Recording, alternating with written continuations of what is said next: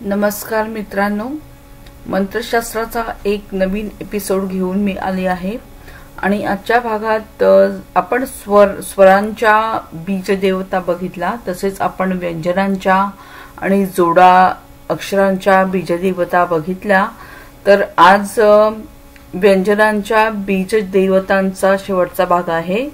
क ते क्ष, क्ष म्हणजे क्ष क्षत्रियातला पर्यंतच्या अक्षरांच्या बीज देवता आपण पाहिलेल्या आहेत। तर राहिलेल्या शेवटच्या ज्या बीज देवता आहेत त्या ह्या एपिसोडमध्ये आलेल्या आहेत। तर नमस्कार सर्व जे सबस्क्राइब आहेत, व्ह्यूअर्स आहेत, त्यांना माझा नमस्कार। आभारी आहे, कृतज्ञ आहे तुम्ही माझे एपिसोड बघताय आणि होप तुम्हाला हे मंत्रशास्त्राचे एपिसोड किंवा भाग आहेत ते तुम्हाला आवडत असतील आणि ह्याच्यामध्ये आलेली जी इन्फॉर्मेशन आहे, माहिती आहे, ती माहिती तुम्हाला आवडत असेल।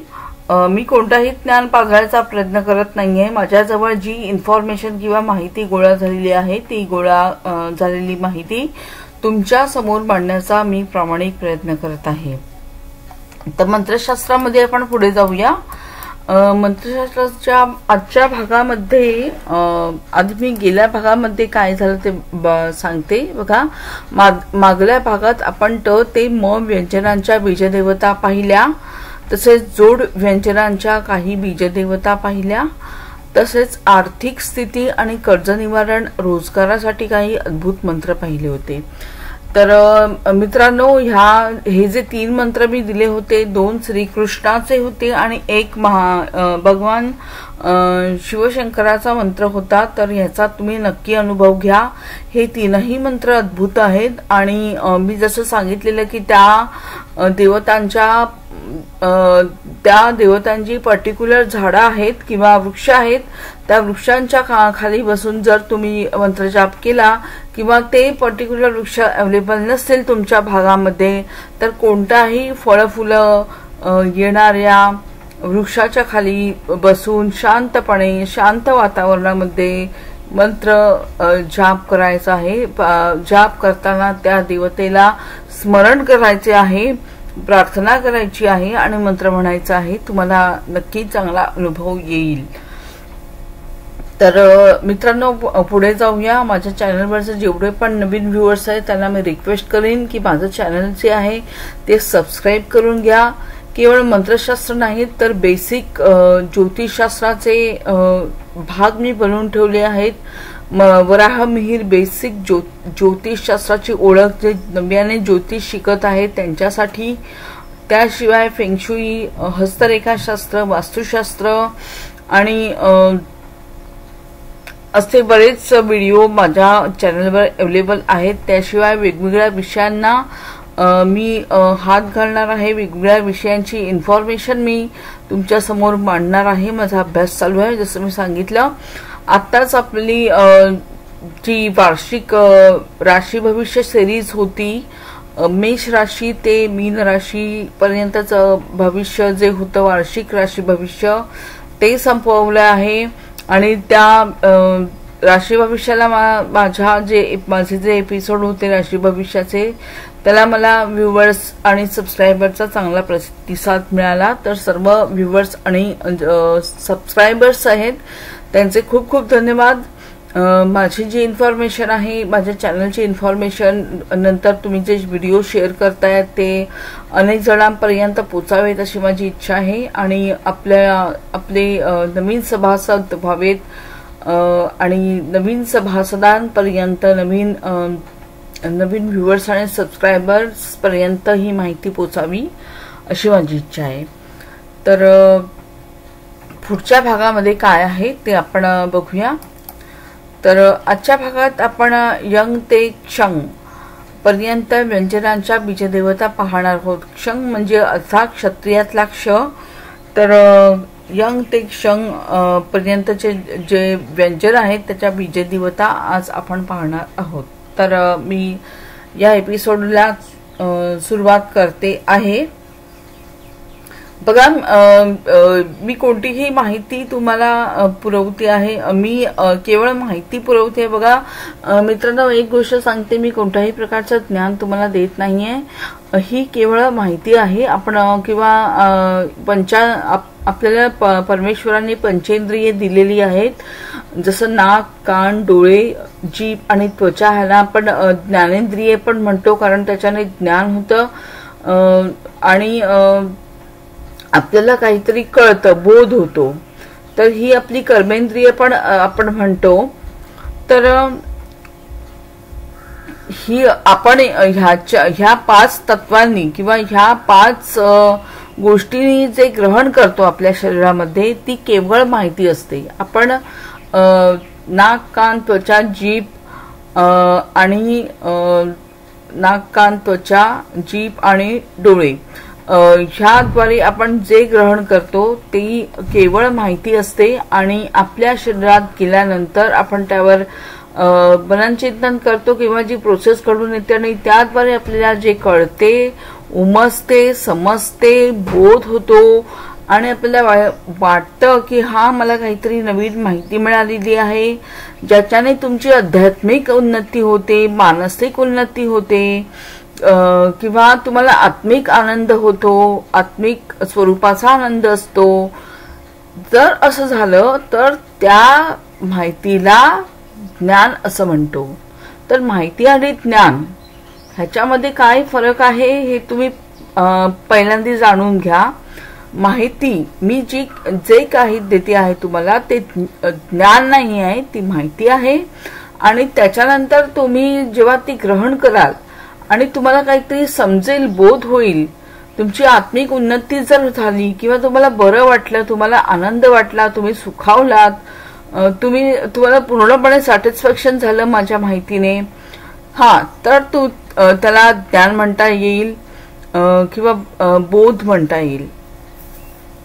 तर यंग हे वायुबीज आहे. तुम्हाला माहिती आहे मित्रांनो, आपली जी चक्र आहेत, सप्तचक्र आहेत, त्याच्यामध्ये यंग, रंग, लंग, वंग, शंग हे जे आहे हे सर्व येतं आणि हे बीजाक्षर आहेत. तर यंग हे वायुबीज आहे, तुम्हाला माहिती आहे.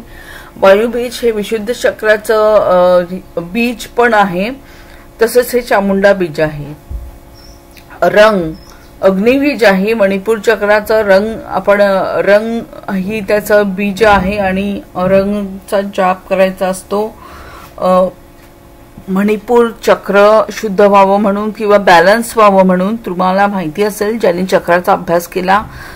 आणि त्याशिवाय त्रिपुरा सुंदरी बीज आहे. लंग अर्थात मूलाधार चक्राचं बीज आहे, शुक्र बीज आहे, पृथ्वी बीज आहे. तुम्हाला माहिती आहे मूलाधार चक्र म्हणजे पृथ्वी तत्व. तसंच वंग, वरुण बीज हे स्वादिष्टान चक्राचं बीज आहे, म्हणजेच पाण्याचं. वरुण देवता जी आहे त्याचं बीज पण वंग आहे. शंग हे कामबीज आहे, अर्थात शहामृगातला इथे तुम्हाला दिसत असेल. जर हे तुम्हाला दिसत नसेल कृपया तर मला सांगा, मी ह्याचा फंड साईज वाढवेन. तर आय होप की हे तुम्हाला तुमच्यापर्यंत हे सर्व पोहोचतंय आणि तुम्हाला हे क्लिअरली दिसतंय. कमेंट करा मित्रांनो जर हे तुम्हाला दिसत नसेल तर मी पुढच्या भागामध्ये काळजी घेईन.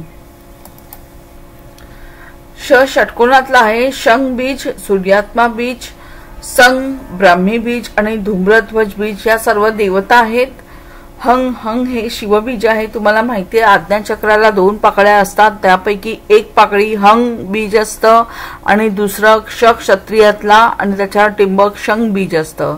तर शिवबीज आहे हे आज्ञाचक्राच्या 2 पाकळ्यांपैकी एक पाकळी हंग आणि दुसरी पाकळी शंग म्हणजे क्षत्रियातला आणि टिंब असं दुसरी पाकळी असते. नंतर अळंग बीज, अळंग सुद्धा पृथ्वी बीज आहे. एकाच 2 देवतेची एक बीज असू शकतं किंवा एका बीजाच्या 2 देवता असू शकतात. शंग हे नृसिंह बीज पण आहे. आता मी सांगितलं की शंग बीज हे शिवाचं बीज, हंग हे शिवाचं बीज असतं आणि दुसरं क्षंग असतं. तसंच हे क्षंग जे बीज आहे ते नृसिंह या देवतेचं पण बीज आहे. पुढचं पुढच्या स्लाइडवर मी जात आहे। आता आपण मंत्रशास्त्राच्या एका नवीन दृष्टिकोनातून अभ्यास करू। आता आपण जन्मकुंडली, नक्षत्र, पंचांग या दृष्टिकोनातून मंत्रशास्त्राचा विचार करू। बघा, आपला स्वरांचा भाग, व्यंजनांचा भाग आता संपलेला आहे। आता आपण मंत्रशास्त्राचा एक नवीन भागामध्ये किंवा टप्प्यामध्ये प्रवेश करतो आहे आणि आता आपण मंत्रशास्त्राचा एका वेगळ्या दृष्टिकोनातून अभ्यास करणार आहोत आणि ते म्हणजे जन्मकुंडली। आपली कुंडली, तुमची जन्मकुंडली घरी असेल तर त्याच्यामध्ये नक्षत्र दिलेला असतो, योग दिलेला असतं, करण दिलेलं असतं, नंतर करण, योग, नक्षत्र, वार दिलेला असतो, नंतर तिथी दिलेली असते। तर ह्या सर्व गोष्टीचा आपण विचार करणार आहोत। तर एका नवीन दृष्टिकोनातून मंत्रशास्त्राकडे आपण पाहणार आहोत। जर तुम्हाला आर्थिक समस्या असतील, पैशांची चणचण भासत असेल तर दिवसातून 21 वेळा, निदान 11 वेळा तरी तुम्ही ज्या तिथीला जन्मला त्या तिथीचे उच्चारण करावे। उदाहरणार्थ शुक्ल पक्ष एकादशी, कृष्ण पक्ष सप्तमी इत्यादी। बघा, आता ही नवीन इन्फॉर्मेशन आहे। तुम्ही असं पण म्हणाल, तुमच्यापैकी अनेक लोक ऐकणारे जे आहेत ते त्यांना असं वाटत असेल की ह्याने काय होणार आहे। म्हणजे तुमची जी तिथी आहे, तुम्ही ज्या तिथीला जन्मला त्या तिथीचं 21 वेळा उच्चारण करून हे जे इथे सांगितलेलं आहे की पैशांची चणचण वगैरे, आर्थिक समस्या दूर होतील, तर हे शक्य आहे का? जर तुमचा विश्वास असेल तर सर्व शक्य आहे मित्रांनो। असं जर तुमचा विश्वास असेल तर सर्व गोष्टी शक्य आहेत। बघा कसं असतंय मित्रांनो, पहिली कोणतीही गोष्ट करताना विश्वास नसेल तर काही होऊ शकत नाही। दुसरं म्हणजे ही अनुभव घेण्याची गोष्ट आहे। आता हेच मी तुम्हाला क्वांटम फिजिक्सच्या दृष्टीने समजवते, तुम्ही समजून घ्या। मला वाटतं की जेव्हा मी समजवीन तेव्हा तुमचं मत बदलेल। बघा,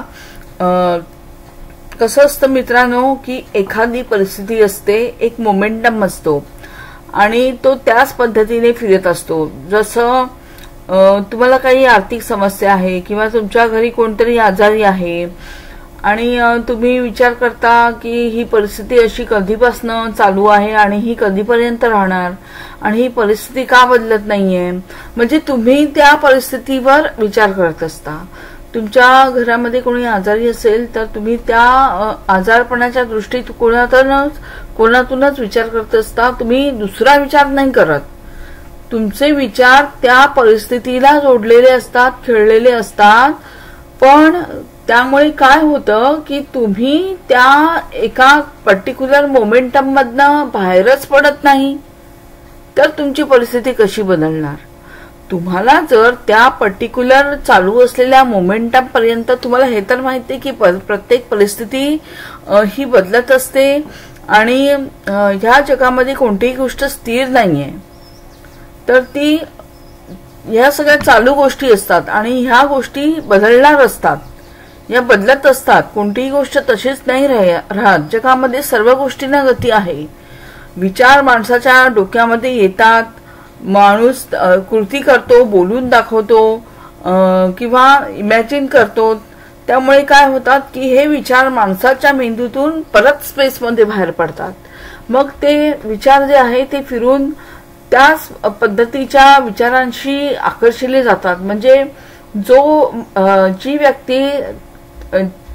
जी व्यक्ती ज्याप्रमाणे विचार करत असेल, हे स्पेस मधले विचार त्या व्यक्तीकडे आकर्षित होतात। पुन्हा त्याच्या डोक्यामधून तो काहीतरी कृती करतो किंवा बोलतो किंवा इमॅजिन करतो, ते परत स्पेस मध्ये फेकले जातात। परत हे स्पेस मध्ये फिरत राहतात आणि जी व्यक्ती आकर्षित करत असेल तशा प्रकारचे विचार त्याच्याकडे आकर्षिले जातात। पुन्हा त्याच्या ते डोक्यात प्रवेश करतात, तिथून बाहेर पडतात आणि दुसरीकडे जातात। अशी जी ही प्रोसेस आहे विचारांची, ती चालूच असते। तर आपल्या डोक्यामध्ये बाहेरून विचार येतात आणि आपण जेव्हा एखादी कृती करतो किंवा बोलतो किंवा त्याच्यावर कृती करतो तेव्हा हे विचार पुन्हा बाहेर पडतात। तर असं हे निसर्गामध्ये चालूच असते। तर कोणतीही परिस्थिती तशीच परिस्थिती टिकून राहत नाही मित्रांनो, ती बदलत असते. तर आता हे आपण कसं समजून घेऊ. समजा तुम्ही एखादी गोष्ट फिरताना बघताय. समजा एक भवरा फिरतोय, तर भवरा फिरतोय, तुम्ही भवरा फिरवलात तर एक पर्टिक्युलर मोमेंटम चालू आहे, एक विशिष्ट गती आहे. तर ही विशिष्ट गती तोपर्यंत बदलणार नाही जोपर्यंत त्याला बल दिलं जात नाही. जेव्हा बाह्य कोणत्या तरी गोष्टीने आपण बल देऊ किंवा त्या भोवऱ्याला टिचकी मारू किंवा काहीतरी त्याला धक्का मारू, तेव्हा त्या फिरत्या भोवऱ्याची दिशा बदलेल. तो घरंगळून एकतर पडेल आणि थांबेल किंवा तो दुसरीकडे थोडासा शिफ्ट होऊन फिरत राहील. तर दोन्हीपैकी कोणतीही गोष्ट होऊ शकते. याचाच अर्थ काय की जी मोमेंटम होतं, जी परिस्थिती होती, जी सारखी एक तराची परिस्थिती होती, त्याला कुठेतरी तुम्ही गती दिली, त्याला कुठे तुम्ही बल दिलं. तर हे आयुष्य किंवा हे जे जग आहे ते सब्जेक्टिव्ह आहे. आता कितीतरी गोष्टी ह्या ऑब्जेक्टिव्ह नाही, आपल्याला दिसत नाही, त्या निसर्गात घडत असतात. एखादी गोष्ट पटकन घडून येते, आपल्याला कळत नाही ती कशी घडली आहे आणि आपण विचार करत बसतो की ही गोष्ट कशी घडली. तर मी तुम्हाला तेच सांगते, जर तुम्ही एखाद्या गोष्टीमध्ये अडकून राहिलात, म्हणजे तुमची एक पर्टिक्युलर परिस्थिती आहे की तुम्हाला पैशांची चढतळ आहे, आर्थिक समस्या आहे आणि ही एक मोमेंटम परिस्थिती झालेली आहे. तर ह्या परिस्थितीतून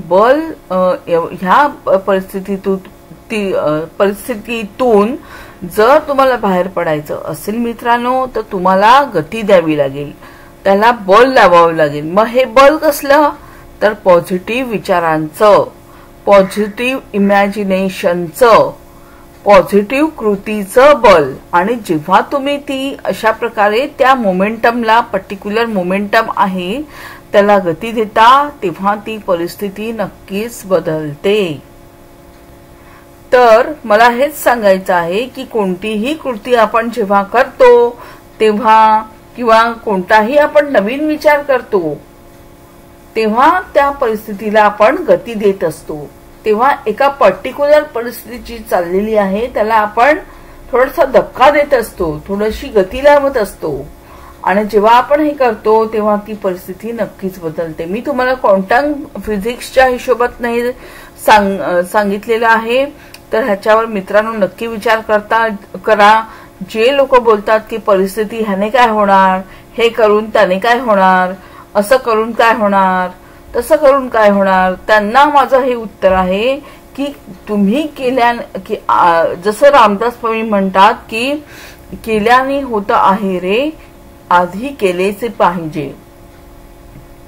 हे तुम्हाला माहिती असेल रामदास स्वामींचं वचन, केल्याने होतं आहे रे, आधी केलेची पाहिजे. किंवा प्रयत्ने वाळूचे कण रगडिता तेलही गळे, ही जी म्हण आहे किंवा हा वाक्प्रचार आहे, हा सुद्धा तुम्हाला माहित असेल की प्रयत्ने वाळूचे कण रगडिता तेलही गळे. हे का म्हटलेलं आहे, हे कशासाठी म्हटलेलं आहे, ह्याचा मित्रांनो विचार करण्याची गरज आहे. आणि मी तुम्हाला हे नीट समजून सांगितलेलं आहे की कशा प्रकारे सब्जेक्टिव्ह जे जग आहे, म्हणजे जे जग दिसत नाहीये आपल्याला फक्त ऑब्जेक्टिव्ह स्वरूपाचं जग दिसते आहे, पण आपल्या विचारांमध्ये किती पॉवर आहे, आपल्या विचारांमध्ये किती शक्ती आहे आणि त्यामुळे किती गोष्टी होतात. इमॅजिनेशनच्या द्वारे आपल्या कल्पनाशक्तीच्या जोरावर किती गोष्टी होतात हे आपल्याला कळत नाही, दिसून येत नाही. तर ह्या गोष्टी कशा प्रकारे होतात हे आताच मी तुम्हाला सांगितलं की आपण एका ठराविक पद्धतीत साच्यामध्ये विचार करत असतो. जेव्हा या पर्टिक्युलर मोमेंटला, या परिस्थितीला आपण गती देतो पॉझिटिव्ह विचारांनी, पॉझिटिव्ह इमॅजिनेशनद्वारे आणि कृतीने, तेव्हा त्या परिस्थितीची, त्या मोमेंटमची दिशा बदलते, गती बदलते आणि काही गोष्टी वेगळ्या घडून येतात, नक्कीच येतात. तुम्ही अनुभव घेऊन पहा.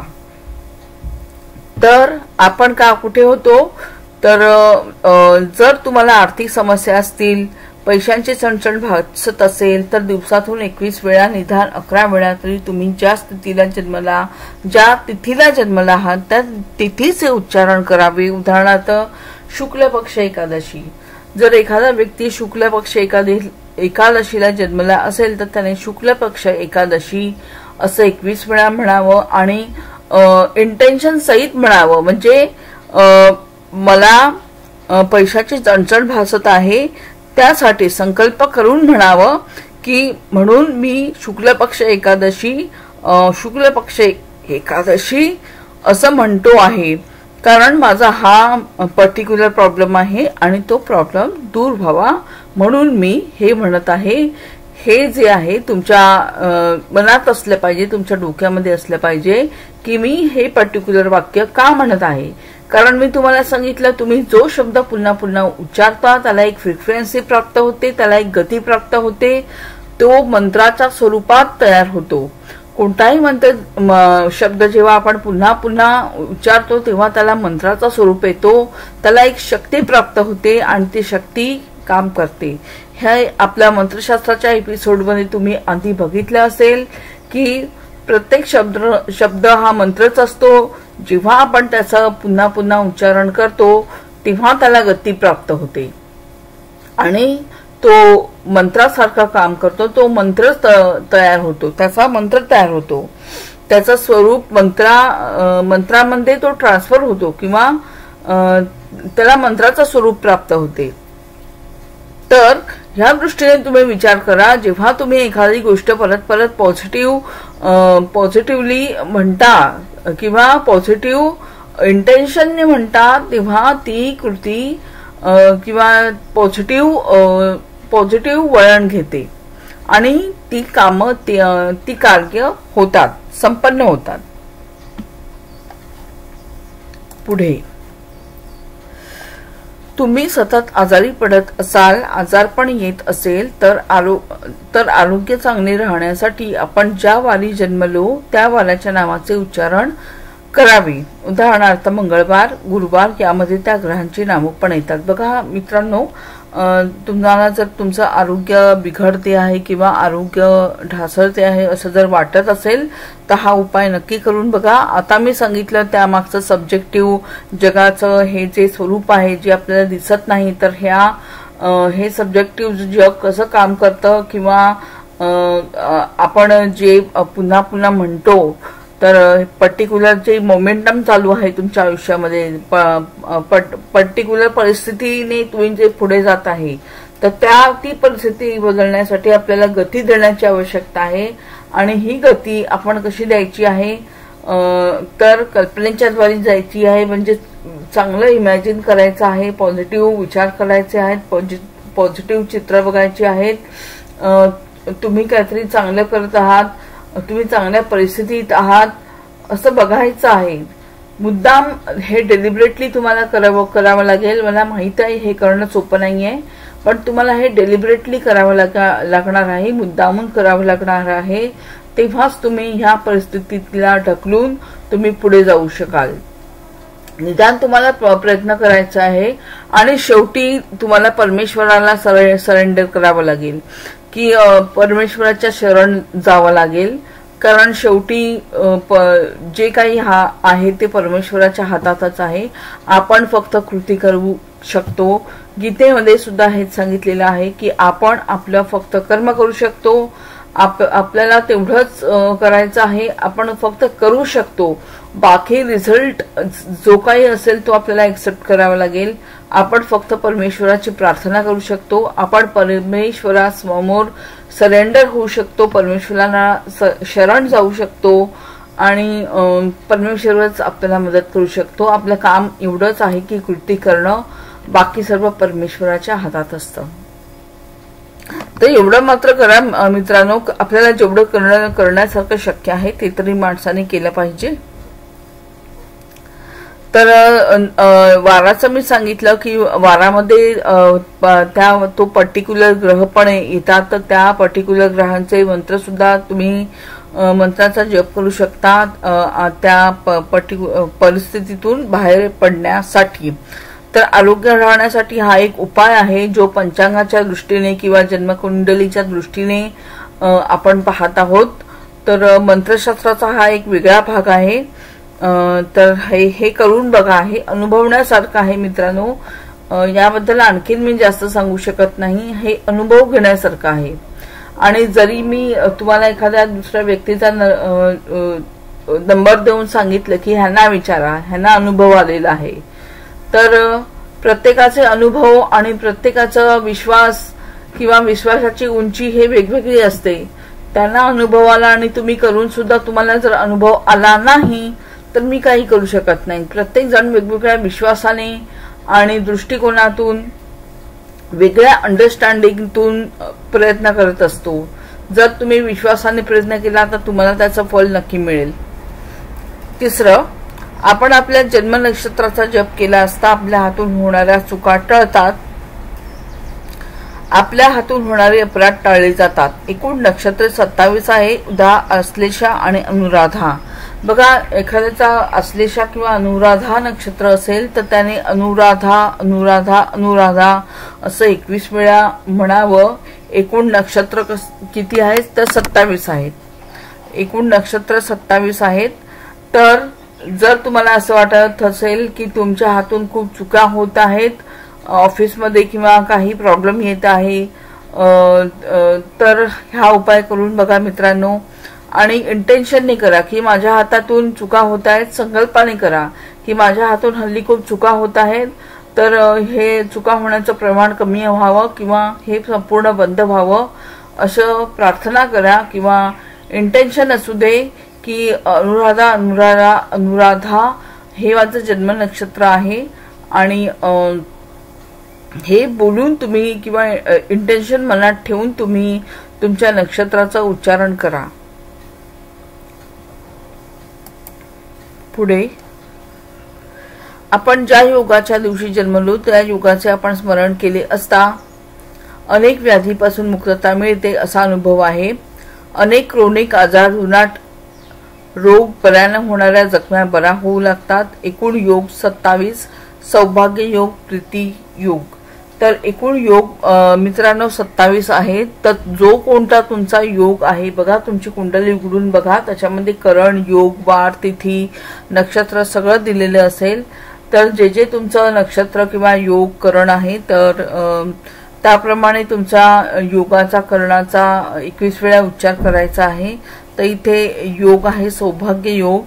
तर इंटेन्शन ठेवायचं आहे किंवा संकल्प ठेवायचा आहे की मला हा माझा आजार आहे आणि यातून मला मुक्तता मिळू दे, किंवा ही माझी पर्टिक्युलर जखम आहे आणि ह्या जखमेतनं मला मुक्तता मिळू दे, आणि म्हणून मी या योगाचं 21 वेळा उच्चारण करीत आहे। तर अशा प्रकारे सुरुवात करा आणि प्रार्थना करा।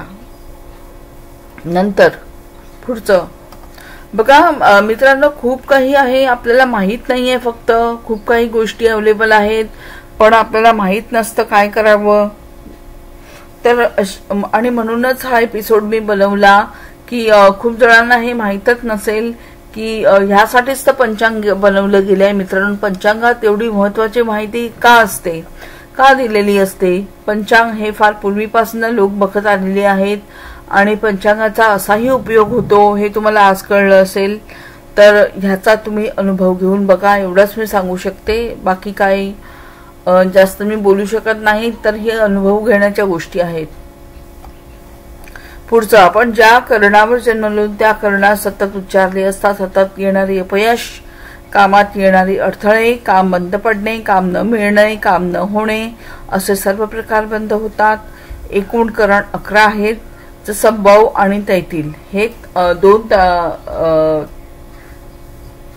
करण आहेत मित्रांनो। तर करण 11 आहेत, एकूण पंचांगात दिलेले आहेत। तर जर तुम्हाला असा अनुभव येत आहे सतत, हल्ली जर तुमची कामं बंद पडत आहेत, तुम्हाला काम मिळत नाहीये, कामात अपयश येते सारखं, तर हा जो उपाय आहे तो करून बघा। तर एकूण करण 11 आहेत आणि यापैकी तुमचं करण जे असेल तुमच्या जन्मकुंडलीमध्ये ते तुम्हाला रोज 21 वेळा म्हणायचं आहे, त्याचं उच्चारण करायचं आहे आणि इंटेन्शन ठेवून संकल्प ठेवून म्हणायचं आहे. पुढच्या स्लाइड वर जाते आहे मी शेवटच्या. जीवनामध्ये यश मिळावं म्हणून तुमच्या कुंडलीची तुम्हीच परीक्षा करू शकता आणि त्याप्रमाणे मंत्र जपून आपली परिस्थिती बदलू शकता. ते कसं ते मी आता सांगितलं की क्वांटम फिजिक्स किंवा जे सब्जेक्टिव्ह जग आहे आपल्याला दिसत नाही ते तिथे घटना कशा प्रकारे घडतात हे मी तुम्हाला सांगितलेलं आहे. तर त्या दृष्टीने तुम्ही विचार करा तर तुम्हाला एक वेगळीच काय म्हणेल, तुम्हाला एक वेगळा दृष्टिकोन मिळेल, एक वेगळीच दृष्टी प्राप्त होईल या जगाकडे बघण्याची. हे जग अद्भुत जग आहे. आपण तेच करत बसलोय मित्रांनो. तर काहीतरी नवीन करा, नवीन बघा. खूप काही आपल्या आसपास चालत असते, फक्त ऑब्झर्वेशन करण्याची गरज आहे. तुमच्या पत्रिकेत प्रथम भाव, तुमची राशी, लग्न राशी, चंद्र राशी, पंचम स्थान, चतुर्थ स्थान, नवम स्थान, दशम, एकादश स्थान, सप्तम स्थान ही शुभ स्थाने समजली जातात. तुम्ही हे शोधून काढू शकता की या सर्व स्थानातील तुम्हाला सपोर्ट करणारा कोणता ग्रह आहे. त्याप्रमाणे तुम्ही त्या विशिष्ट ग्रहाचा मंत्र जपून आपले नशीब बदलू शकता. बघा, मी तुम्हाला नेहमी सांगत असते पत्रिका एक्सप्लेन करताना की तुमच्या पत्रिकेमध्ये कोणकोणती स्थानं शुभ आहेत. तर तुम्ही तुमच्या शुभस्थानामधला तुम्हाला सपोर्ट करणारा ग्रह कोणता आहे हे शोधून काढलं पाहिजे. आणि जर तुम्हाला कळत नसेल तर तुम्ही एका चांगल्या ज्योतिषाकडे जा आणि त्यांच्याद्वारे तुम्ही सांगा, त्यांना सांगायची विनंती करा की तुमच्या पत्रिकेमध्ये तुम्हाला सपोर्ट करणारा ग्रह कोणता आहे आणि त्या ग्रहाची तुम्ही आराधना करत जा किंवा त्या पर्टिक्युलर ग्रहाच्या बीजमंत्राचा जाप करत जा. तर तुमची एकूणच परिस्थिती बदलेल आणि तो ग्रह मात्र तुम्हाला सपोर्टिव्ह हवा. तर ही जी स्थानं मी तुम्हाला सांगितली, तुमचं प्रथम स्थान म्हणजे तुमचं लग्न स्थान, नंतर तुमचं राशीस्वामीचं स्थान जिथे चंद्र पडला आहे ते स्थान, पंचम स्थान, नवम स्थान म्हणजे तुमचं भाग्यस्थान, म्हणजे नंतर तुमचं 10वं स्थान म्हणजे कर्मस्थान, नोकरी व्यवसायाचं स्थान ज्याला आपण म्हणतो, नंतर एकादश स्थान लाभस्थान तुमचं ज्याला आपण म्हणतो. तर ही सर्व स्थानं, तसंच केंद्रस्थानं 1, 4, 7, 10. 7 म्हणजे तुमचं सप्तम स्थान, 10 म्हणजे तुमचं कर्मस्थान, 1 म्हणजे तुमचं लग्नस्थान आणि 4 म्हणजे तुमच्या आईचं स्थान, चतुर्थ स्थान. तर ही सर्व स्थानं जी आहेत ती शुभ स्थानं आहेत आणि या शुभ स्थानामध्ये कोणता ग्रह असा आहे जो तुम्हाला सपोर्टिव्ह आहे हे तुम्हाला शोधून काढलं पाहिजे आणि त्या पर्टिक्युलर मंत्राचा, त्या पर्टिक्युलर ग्रहाच्या मंत्राचा, बीज मंत्राचा जाप तुम्ही करा किंवा त्या विशिष्ट ग्रहाची पूजा अर्चा आराधना करा. तर नक्की साध्य होतं मित्रांनो. हसण्यावारी नेण्यासारखी ही गोष्ट नाही आहे. आपल्याला खूप गोष्टी माहीत नाही आहे, त्यामुळे आपण असं म्हणतो आपल्या दृष्टी आड दुनिया आहे, आपल्या दृष्टी आड ते म्हणतात ना, जे देखे कवी ते देखे न रवी असं म्हणतात. ते तर कवी ज्या कल्पना करू शकतो किंवा कल्पनेद्वारे कवी जिथे जिथे जाऊ शकतो तिथे रवीही जाऊ शकत नाही. आताच मी तुम्हाला सांगितलं की प्रयत्ने वाळूचे कण रगडिता तेलही गळे. तसंच रामदासांनी हे पण सांगितलेलं आहे. तर या दृष्टीने तुम्ही विचार करून बघावा अशी माझी तुम्हाला विनंती आहे. बाकी हा एपिसोड कसा वाटला हे तुम्ही मला कमेंटमध्ये सांगा. तर पुढचा एपिसोड मी नक्की तुम्हाला अशीच चांगली माहिती घेऊन येईन. आणि आज मी तुमच्या समोर जो दृष्टिकोन मांडला आहे त्याचा तुम्ही सिरियसली गंभीरपणे विचार करावा असं मला वाटतंय. तर तो तुम्ही करालच. तर पुढचा एपिसोड बनवेपर्यंत धन्यवाद. आणि माझं हे पूर्ण लेक्चर ऐकून घेण्यासाठी, शेवटपर्यंत व्हिडिओ पाहण्यासाठी खूप खूप धन्यवाद मित्रांनो. नमस्कार. पुन्हा दुसऱ्या एपिसोडमध्ये नक्कीच भेटू.